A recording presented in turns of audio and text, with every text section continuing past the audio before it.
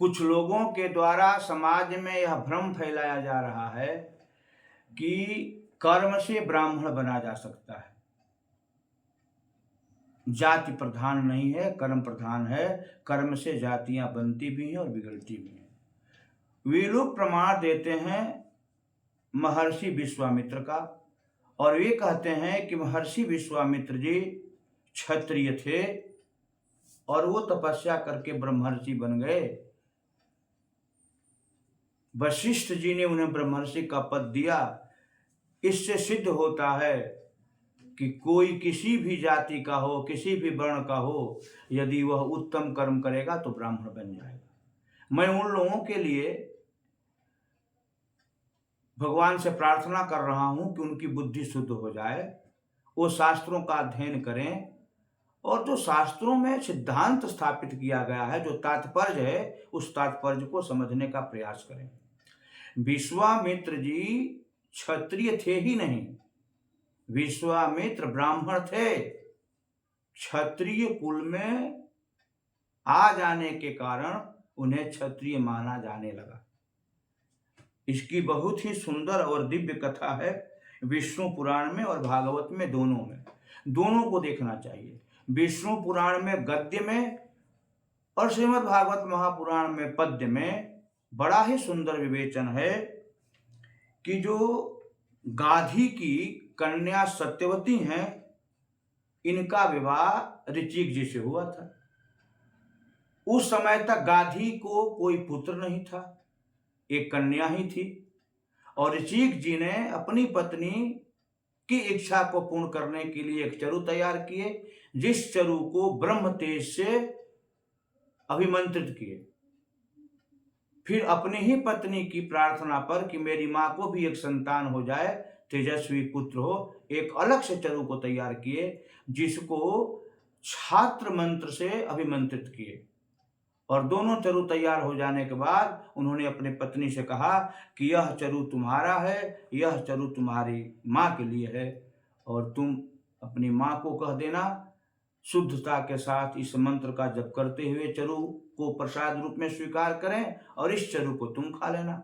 ऐसा कह करके वो मध्याह्न कालीन संध्यार्थ स्नान के लिए गए, और सत्यवती जी की माता जी ने अपनी पुत्री से कहा कि बेटी, हम लोग चरु आपस में बदल लें, तुम मेरे चरु को और मैं तुम्हारे चरु को खा लेती हूँ।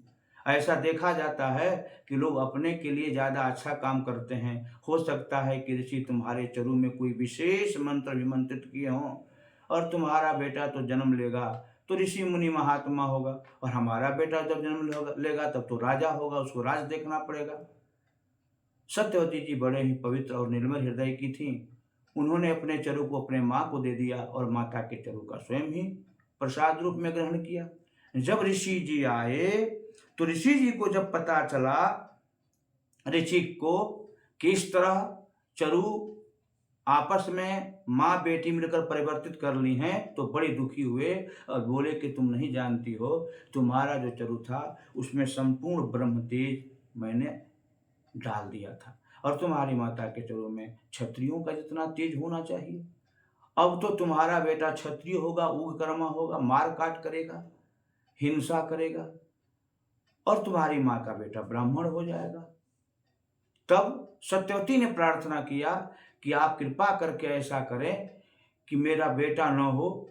तो उन्होंने कहा ठीक है, तुम्हारा बेटा नहीं होगा तो कम से कम तुम्हारा बेटा महात्मा बनेगा, अच्छी बात है, ब्राह्मण होगा, लेकिन तुम्हारा पोता होगा। छोड़िए, इस बात से तो कोई लेना देना नहीं है, हमको तो विश्वामित्र जी के बारे में कहना है।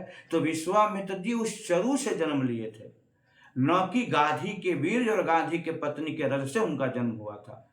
अभिमंत्रित जो ब्रह्म तेज से चरु था, उस चरु से विश्वामित्र जी का जन्म हुआ। चूंकि उनका जन्म हुआ एक क्षत्राणी के गर्भ से, इसलिए वो क्षत्रिय कहलाने लगे। बाद में उनका वही ब्रह्म तेज जागृत हुआ जब वशिष्ठ जी से उनकी मुलाकात हुई, और जब वो अपने ब्रह्म तेज को संभाल लिए।